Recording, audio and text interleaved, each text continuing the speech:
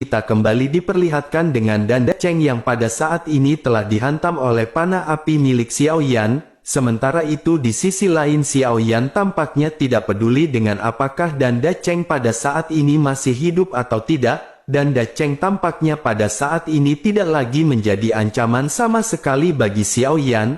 Oleh karena itu pada saat ini Xiao Yan tidak terlalu memperhatikan Danda Cheng. Pada saat ini Xiao Yan lebih memperhatikan Xie Tu yang ditangguhkan di kejauhan, dan pada saat yang bersamaan Xie Tu juga pada saat ini secara alami menatap ke arah Xiao Yan, lalu tatapan Xie Tu segera bertemu dengan tatapan Xiao Yan dan tatapannya pada saat ini sangat tenang.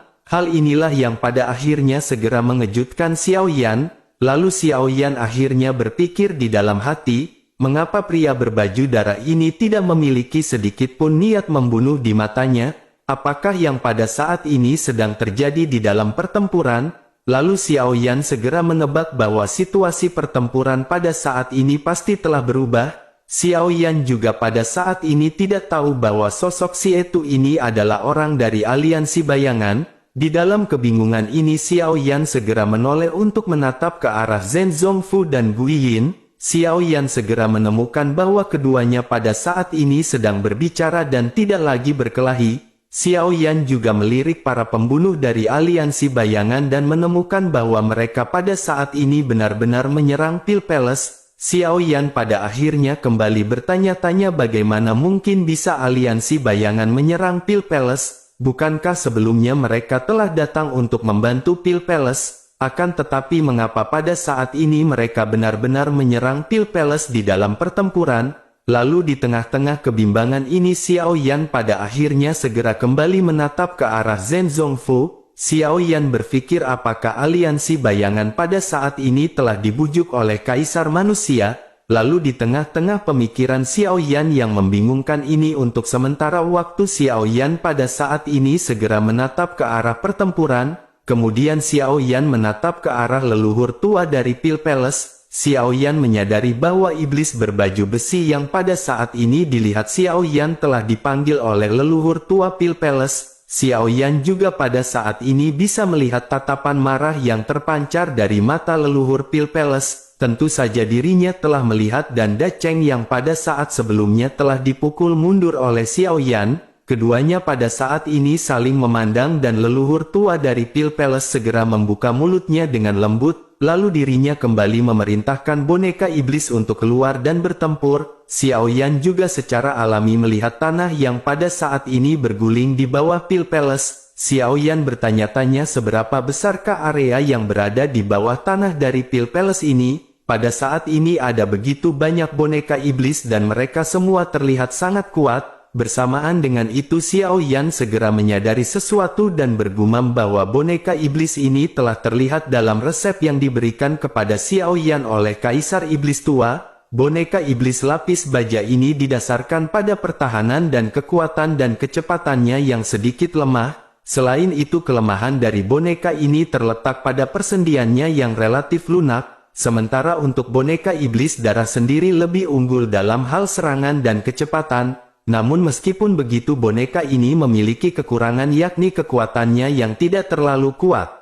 Namun beruntung Xiao Yan pada saat ini tidak melihat keberadaan dari Raja Boneka Iblis. Dikatakan sang raja ini dimurnikan oleh darah naga dan mustahil untuk dilakukan. Lalu persyaratan dari pemurnian ini terlalu tinggi. Oleh karena itu tidak peduli seberapa kuat Pil Palace. Tidak mungkin bagi mereka untuk menemukan darah naga demi menyempurnakan boneka ini, dan tampaknya pada saat ini boneka yang baru saja dikeluarkan oleh Pil Palace merupakan kartu truf terakhir mereka. Xiao Yan benar-benar tidak menyangka bahwa Pil Palace benar-benar memiliki kekuatan yang seperti ini. Pil Palace dapat dikatakan benar-benar membangkitkan orang yang telah mati dan ini mengingatkan kepada mantan musuhnya yakni Hall of Soul. Hal ini benar-benar melanggar sifat kemanusiaan dan ini benar-benar memuaskan bagi Xiao Yan. Sementara itu di sisi lain pada saat ini leluhur Pil Palace telah membuka mulutnya dengan ringan, kemudian dirinya memerintahkan sesosok tubuh yang baru saja muncul di tanah untuk bertempur. Seluruh tubuh dari boneka ini berwarna merah darah termasuk juga dengan matanya yang berwarna merah cerah.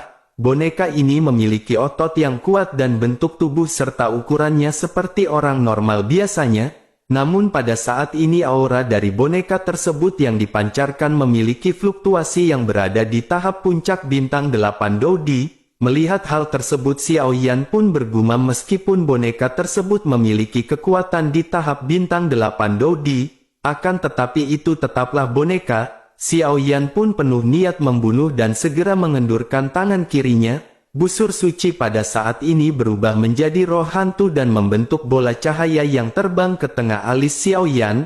Lalu mata gelap Xiao Yan pada saat ini kembali digantikan oleh api seolah-olah Xiao Yan mengandung semua api yang berada di benua. Kemudian Xiao Yan pun menatap ke arah boneka iblis darah yang merupakan puncak bintang 8 Dodi dan Xiao Yan tidak memiliki rasa takut sedikit pun.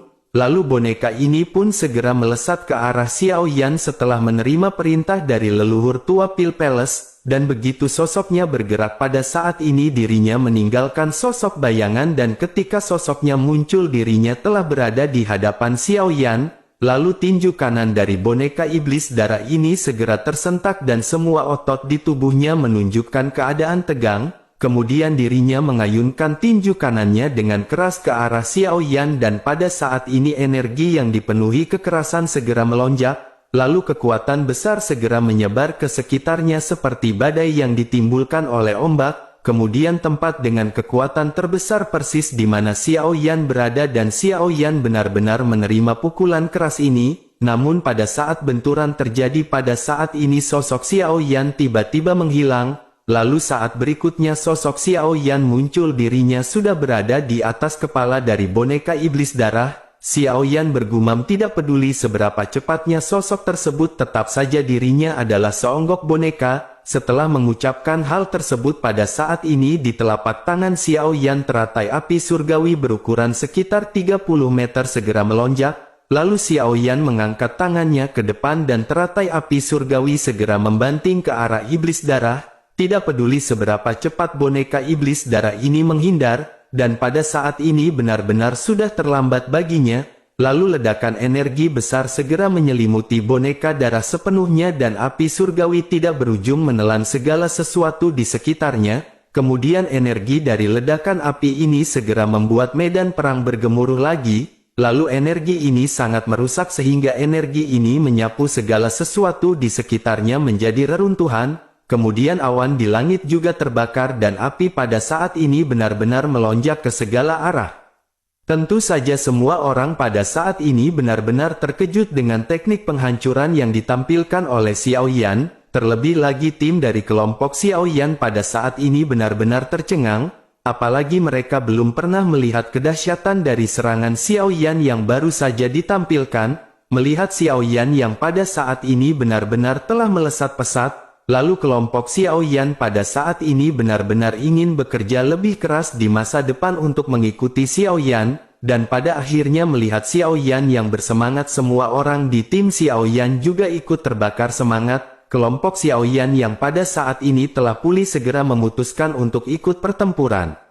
Sementara itu di sisi lain setelah Xiao Yan menyadari Tao, maka teratai api surgawi yang ditampilkan oleh Xiao Yan kembali berubah. Akan teratai api surgawi pada saat ini memiliki semacam kehancuran yang belum pernah muncul sebelumnya. Kekuatan kehancuran ini bahkan lebih kuat dan Xiao Yan juga bahkan merasa dirinya bisa mengontrol lokasi dari ledakan. Kemudian jangkauan dari ledakan api surgawi ini lebih halus dan semua ini adalah peningkatan setelah pencerahan Xiao Yan. Pada saat ini Xiao Yan benar-benar dapat dikatakan seolah-olah memberitahu dunia bahwa Xiao Yan adalah penguasa 10.000 api. Bersamaan dengan ledakan yang baru saja terjadi, pada saat ini sesosok tubuh bergegas keluar dari tanah lalu Xiao Yan segera mengelak dengan tergesa-gesa dan bayangan kaki pada saat ini melintas di depan hidung Xiao Yan.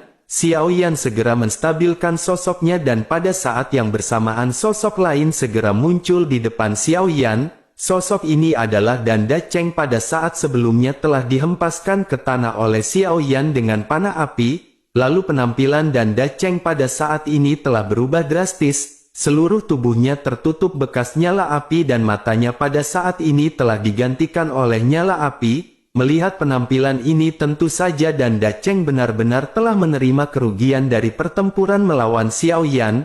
Dengan sangat marah Danda Cheng pada saat ini mengeluarkan teknik api keberuntungan 6 Ki tahap ke-6. Mengikuti pembukaan Danda Cheng pada saat ini dirinya pun segera mengayunkan telapak tangannya.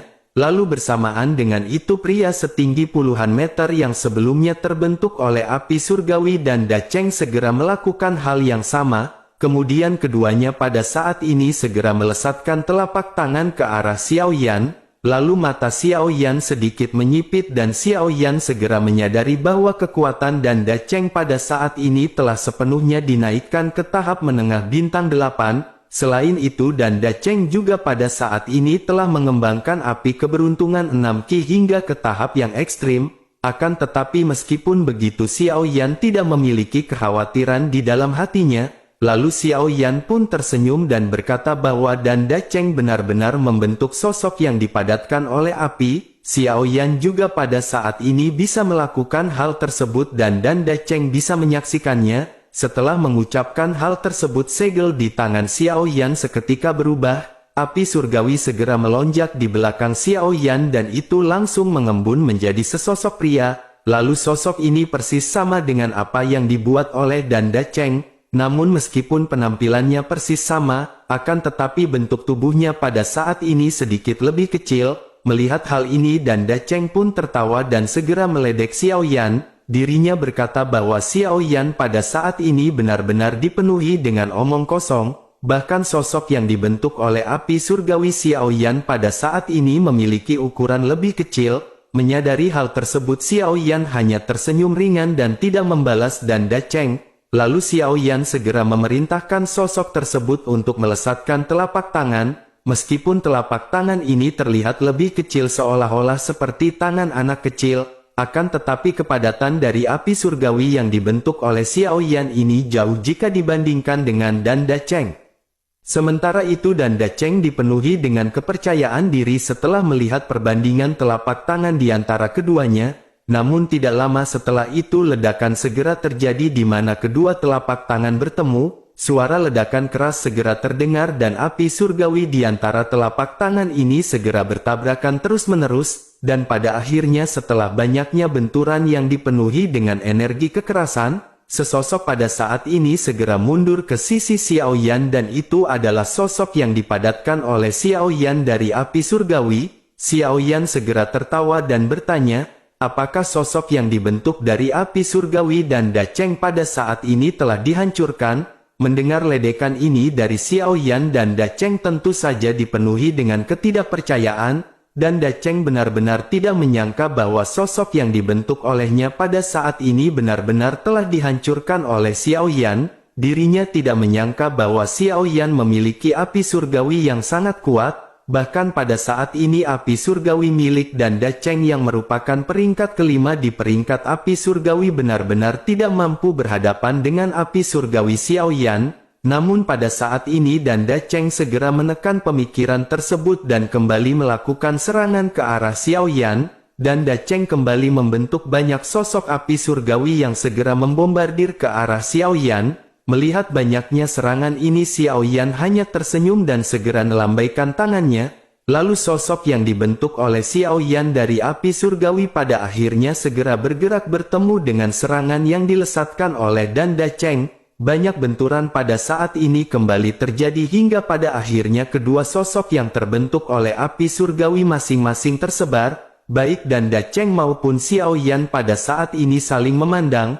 Danda Cheng masih dipenuhi dengan keterkejutan, sementara Xiao Yan pada saat ini tampak sedikit datar. Xiao Yan menyadari bahwa Danda Cheng telah menggunakan semua teknik yang dirinya miliki, namun semua itu benar-benar tidak bermasalah bagi Xiao Yan di dalam pertempuran. Yang Xiao Yan ditakutkan pada saat ini adalah kekuatan spiritual dari Danda Cheng. Xiao Yan pada saat ini tidak mengetahui kekuatan Danda Cheng dan yang dirinya tahu hanyalah bahwa Danda Cheng memiliki kekuatan spiritual yang lebih kuat jika dibandingkan dengan Xiao Yan. Sementara itu di sisi lain pada saat ini Danda Cheng benar-benar putus asa. Rupanya apa yang dipikirkan dan ditakutkan oleh Xiao Yan pada saat ini benar-benar berada di benak Danda Cheng. pada akhirnya dirinya segera bergumam ketika dirinya mengeluarkan teknik pertarungan spiritual penyerapan jiwa, dan Da Cheng pada saat ini mencoba yang terbaik untuk menampilkan keterampilan bertarung spiritual miliknya, lalu energi yang tidak terlihat pada saat ini segera menyebar ke arah Xiao Yan. Xiao Yan seketika merasa jiwanya dalam kekacauan dan di mata Xiao Yan pada saat ini ada dua hantu ganas yang mengulurkan cakar tajam mereka. Bersamaan dengan itu rasa sakit seketika menyebar ke kedalaman jiwa Xiao Yan seolah-olah dua hantu ini merobek jiwa Xiao Yan, dan apa yang dikhawatirkan oleh Xiao Yan pada saat ini benar-benar terjadi dan Xiao Yan hanya bisa menggertakkan giginya. Bersamaan dengan itu api surgawi yang dibentuk oleh Xiao Yan juga pada saat ini segera memudar. Xiao Yan pada saat ini benar-benar merasakan kesakitan dan pandangan Xiao Yan benar-benar kabur. Lalu di tengah-tengah Xiao Yan yang dapat dikatakan setengah sadar, pada saat ini telapak tangan dari boneka iblis darah segera melesat ke arah Xiao Yan, lalu jiwa Xiao Yan pada saat ini benar-benar telah diserang oleh teknik penyerapan jiwa milik dan Da Cheng dan ditambah dengan telapak tangan dari boneka iblis darah. Jika Xiao Yan terkena serangan ini Xiao Yan akan terluka parah meskipun Xiao Yan tidak menderita kematian. Melihat hal ini di sisi lain pada saat ini Zhen Zongfu dan Guiyin benar-benar terkejut. Guiyin pada akhirnya segera berteriak memerintahkan seseorang untuk mencegah boneka iblis darah. Mendengar teriakan dari Guiyin ini Xietu pun buru-buru menanggapi dan sosoknya pada saat ini segera melesat. Lalu Xietu bergegas dengan kecepatan maksimalnya, akan tetapi pada saat ini kecepatan dari si boneka benar-benar lebih cepat. Menyadari hal tersebut Xietu pun segera melesatkan pedangnya untuk berhadapan dengan si boneka. Pada akhirnya pedang ini pun segera menembus dada si boneka dan berhasil menghentikan pergerakannya. Xietu pada saat ini merasa lega karena serangannya telah melukai boneka iblis darah.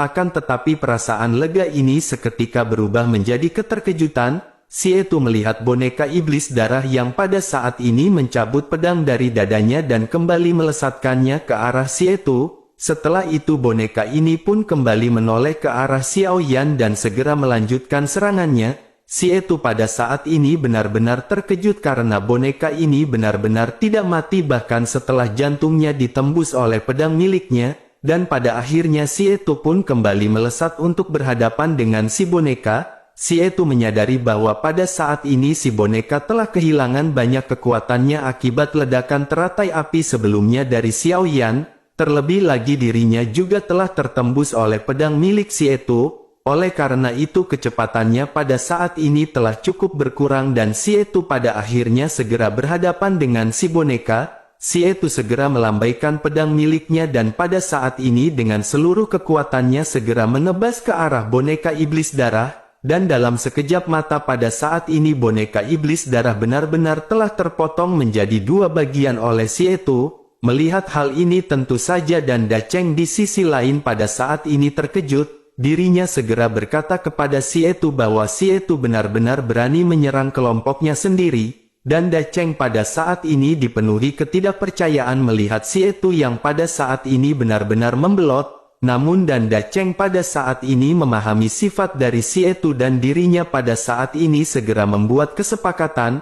Dirinya meminta Xietu untuk membantunya membunuh Xiao Yan dengan cepat. Tidak peduli kondisi apa yang ditawarkan oleh Xiao Mansion kepada Xietu. Dan Da Cheng akan memberikannya kepada Xietu dengan harga 5 kali lipat. Selama Xietu membantu membunuh Xiao Yan maka dan Da Cheng akan memberikan apapun kepada Xietu. Mendengar hal ini Xietu tentu saja merasa sangat bersalah di dalam hatinya, akan tetapi pada saat ini Guiyin benar-benar telah memberikan perintah dan Xietu tidak bisa menolaknya, oleh karena itu Xietu pada saat ini hanya bisa menggelengkan kepalanya ke arah dan Da Cheng. Melihat hal ini dan Da Cheng pun seketika meraung seperti guntur dan secara alami hal itu sampai ke telinga dari Zhen Zongfu dan Guiyin. Dan Da Cheng berkata bahwa dirinya tidak menyangka aliansi bayangan menjadi sangat bajingan seperti ini. Dirinya telah berjanji mengorbankan api keberuntungan 6 ki miliknya hanya untuk satu kemenangan. Bukankah dengan begitu aliansi bayangan benar-benar sosok yang tidak dapat dipercaya? Mengapa pada saat ini aliansi bayangan benar-benar berkhianat kepada Pil Palace? Menanggapi hal tersebut, Guiyin pun segera berkata kepada Danda Cheng, dirinya berkata bahwa mereka benar-benar tidak memiliki alasan dan mereka tidak membutuhkan api keberuntungan 6 ki milik Danda Cheng. Mendengar hal tersebut, Danda Cheng kembali menjadi semakin marah. Lalu di sisi lain leluhur dari Pil Palace juga pada saat ini menyipitkan matanya sedikit. Dirinya masih tidak berbicara ataupun bergerak, tetapi dirinya secara alami memiliki pengetahuan. Dirinya menyadari bahwa pada saat ini sedang terjadi pembelotan yang dilakukan oleh aliansi bayangan terhadap Pil Palace. Sementara itu Danda Cheng pada saat ini kembali berteriak ke arah kelompok Xiao Mansion. Danda Cheng berkata kepada aliansi bayangan, ras manusia, Xiao Yan dan yang lainnya yang benar-benar sangat tercela. Pada saat ini dirinya yang bernama Danda Cheng benar-benar akan membantai mereka semua di sini. Danda Cheng pada saat ini tampaknya sudah sedikit gila ketika dirinya menatap ke arah kerumunan dengan marah. Kemudian niat membunuh dan kebencian pada saat ini terjalin di matanya. Danda Cheng pada saat ini seolah-olah telah berubah menjadi binatang bermulut darah dan ingin mencabik-cabik semua orang dengan gigi dan cakar yang tajam.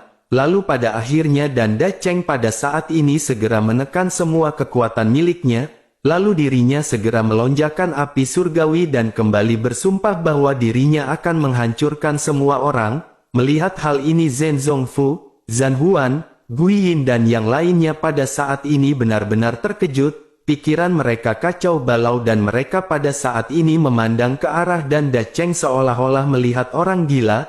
Tetapi pada saat ini mereka merasakan gelombang energi yang sangat ganas. Lalu aura destruktif terus-menerus dipancarkan dari Danda Cheng dan pada saat ini tubuh Danda Cheng seketika menghilang dengan cepat. Kemudian Zhen Zongfu pada akhirnya segera berteriak bahwa Danda Cheng pada saat ini benar-benar sudah gila. Dirinya sebenarnya ingin membakar hidupnya dan sepertinya dirinya akan meledakkan api surgawi. Mendengar hal tersebut baik Guiyin, Zhan Huan dan yang lainnya pada saat ini juga benar-benar tercengang. Karena api surgawi ini adalah sesuatu yang terbentuk dari kehamilan langit dan bumi. Nyala api ini dipenuhi dengan energi dan juga dipenuhi dengan kehancuran. Di antara 3 keajaiban yang ada di dunia pada saat ini api surgawi adalah energi dan kehancuran yang terkuat. Oleh karena itu jika api surgawi ini diledakkan maka mereka khawatir bahkan satu kota Juxi benar-benar akan segera diratakan. Dan pada akhirnya Zhen Zongfu pun segera berteriak agar semua orang jangan membiarkan Danda Cheng meledakkannya.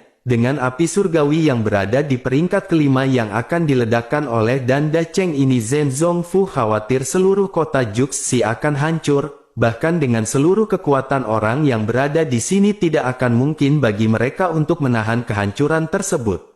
Lalu di sisi lain leluhur tua dari Pil Palace juga pada saat ini tampak terkejut dengan tindakan dari Danda Cheng. Lalu dirinya pada akhirnya segera memandang ke arah Danda Cheng dan segera berkata bahwa mereka belum dikalahkan. Setelah itu dirinya segera berteriak agar Raja dari Boneka Iblis segera keluar. Mendengar perkataan Raja Boneka Iblis pada saat ini semua orang benar-benar terjekut termasuk dengan Zhen Zongfu, Guiyin dan yang lainnya. Zhen Zongfu secara alami mengetahui banyak mengenai boneka iblis ini. Dirinya benar-benar tidak menyangka bahwa Pil Palace telah memurnikan raja dari boneka iblis, dan ini adalah boneka terkuat yang dikenal di antara para boneka iblis. Bagaimana mungkin Pil Palace pada saat ini benar-benar telah memurnikan boneka tersebut? Bagaimana mungkin Pil Palace mendapatkan esensi dan darah dari naga setelah penciptaan roh jahat raja? Zhen Zongfu secara alami adalah orang yang paling terkejut dengan kemunculan boneka Raja Iblis ini. Sementara itu Danda Cheng yang mendengar kata-kata dari leluhur Pil Palace pada saat ini sedikit tenang.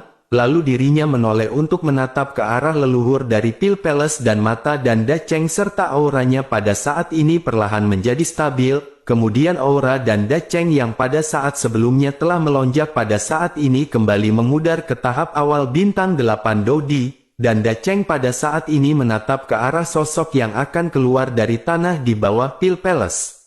Pada saat ini ada banyak sosok yang segera muncul dan ini adalah sosok yang dipanggil adalah oleh leluhur tua Pil Palace. Bersamaan dengan itu pada saat ini juga ada keributan yang terus-menerus terjadi di medan perang. lalu para prajurit yang bergabung dengan Xiao Manshan pada saat ini merasa terkejut. Mereka menemukan tanda yang sama dengan tanda yang mereka miliki dan mereka menyadari bahwa itu adalah anggota klan mereka. Menyadari hal ini tentu saja mereka benar-benar sangat marah. Mereka sangat jijik dengan apa yang ditampilkan oleh Pil Palace karena mereka benar-benar menahan jiwa dari kerabat mereka. Oleh karena itu pada saat ini semua orang benar-benar merasa marah. Lalu niat membunuh pada saat ini benar-benar melonjak di antara banyak prajurit dari kelompok Xiao Manshan. Bersamaan dengan kemarahan semua orang, pada saat ini seberkas cahaya segera muncul setelah ledakan terjadi di bawah tanah Xiao Manshan. Kemudian sesosok berwarna darah segera melayang di udara dengan matanya yang bersinar berwarna hijau. Zhen Zongfu pun memandangi sosok berdarah yang berada di langit ini dengan takjub. Kemudian ekspresi keterkejutan kembali melonjak di matanya dan dirinya berguguman bahwa aura ini lebih kuat dari mereka. Lalu aura ini benar-benar melampaui puncak bintang 8 dan mungkinkah iblis raja ini benar-benar mencapai bintang 9? Menanggapi hal tersebut Gui Yin juga pada saat ini segera mulai berbicara perlahan. Gui Yin berkata bahwa sosok ini sepertinya sulit untuk dihadapi. Apakah yang pada saat ini direncanakan oleh Pil Palace ketika dirinya memurnikan Raja Boneka Iblis yang begitu kuat? Gui Yin pada saat ini benar-benar khawatir bahwa tujuan dari Pil Palace ini adalah untuk berdiri dan menguasai ketiga ras. Lalu di sisi lain Zhen Bufan dan tetua keempat King Yuan Tian juga pada saat ini berhenti berkelahi berhadapan dengan Yin Xie dan King Ying. Mereka segera menyipitkan matanya untuk melihat sosok berdarah yang berada di langit. Sementara itu leluhur dari Pil Palace pada saat ini menatap ke arah kerumunan. Setelah itu dirinya pun segera berkata bahwa semua orang yang hadir di sini harus mati. Ras manusia, ras monster, klan iblis dan aliansi bayangan semuanya benar-benar akan mati dengan buruk. Setelah mengucapkan perkataan tersebut dirinya pun segera memerintahkan kepada iblis untuk membunuh semuanya. Kemudian sosok boneka iblis pun seketika mengangkat kepalanya menatap ke arah pemimpin dari kelompok Xiao Manshan dan kerumunan. Tentu saja semua orang pada saat ini bisa merasakan aura membunuh dari sosok tersebut. Dan jika diperhatikan dengan seksama, maka sosok ini berwarna darah dan itu tidak sepenuhnya berbentuk manusia. Meskipun memiliki tangan dan kaki tetapi dirinya tidak terlihat seperti manusia, melainkan setengah manusia setengah naga. Dirinya memiliki tanduk di kelapanya dengan kulit yang dipenuhi oleh sisik-sisik kecil, lalu ada ekor panjang di belakangnya serta cakar yang sangat tajam di antara tangan dan kakinya. Kemudian wajahnya seperti naga dengan mulut yang panjang dipenuhi dengan gigi tajam. Lalu penampilan dari Raja Boneka Iblis ini benar-benar membuat semua orang seketika cemas. Sementara itu di sisi lain pada saat ini leluhur tua dari Pil Palace hanya menatap datar ke arah kerumunan. Rupanya alasan mengapa Pil Palace ingin menyempurnakan Raja Boneka Iblis darah ini adalah untuk dapat bersaing dengan bintang 9 dari ketiga ras. Dan dengan dirinya memiliki sosok yang kuat seperti seorang bintang 9. Maka Pil Palace akan memiliki fondasi yang kuat di benua Dodi, sehingga dengan begitu maka mereka akan benar-benar bisa bersaing dengan Dodi bintang 9 dan menjadi kekuatan nomor 1 di benua. Sementara itu di sisi lain pada saat yang sama Xiao Yan pada saat ini tiba-tiba membuka matanya. Xiao Yan akhirnya lolos dari serangan jiwa dan Dacheng dan mata Xiao Yan yang merah pada saat ini benar-benar masih kabur. Xiao Yan pada saat ini menggelengkan kepalanya untuk memulihkan kesadarannya yang sebelumnya sedikit menghilang. Sementara itu Dacheng pada saat ini segera menatap ke arah Xiao Yan yang berhasil lolos. Dacheng pada saat ini benar-benar tidak ingin melepaskan Xiao Yan setelah dirinya menemukan kelemahan Xiao Yan. Lalu kedua mata pada saat ini saling bertatapan dan Xiao Yan berpikir bahwa Xiao Yan harus mencari solusi dari pertempuran ini. Sementara itu meskipun Dacheng kekuatannya pada saat ini telah kembali ke tahap awal bintang 8 Dodi, namun tekad Dacheng untuk membunuh Xiao Yan benar-benar tidaklah padam. Terlebih lagi Dacheng pada saat ini telah menemukan kelemahan Xiao Yan. Oleh karena itu bagaimana mungkin dirinya tidak bersemangat untuk mokel bersama di warung Bude Yanti.